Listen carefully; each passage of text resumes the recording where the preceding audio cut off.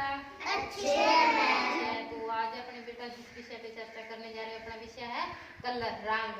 तो ड्राइंग में आपको कलर करना अच्छा लगता है? Yes ma'am. मजा आता है? Yes ma'am. तो एक अपने सामने पड़े कलर। तो कौन कौन से कलर, अपने को कलरों के बारे में ड्राइंग में अपने कलर तो फिल करते हैं, तो अपने को कलरों की जानकारी भी होनी चाहिए ना कि कौन सा कलर है, कलर का पता होना चाहिए उसका क्या नाम है। तो ये अपने कलर है, ये कौन सा कलर हो गया? हरा। ये गुलाबी है, ये लाल है, ये काला है, ये भूरा है, ये केसरी है, ये फिरोजी है, ये बैंगनी है। तो कलरों के बारे में जानकारी मिली तो कैसा लगा? अच्छा लगा।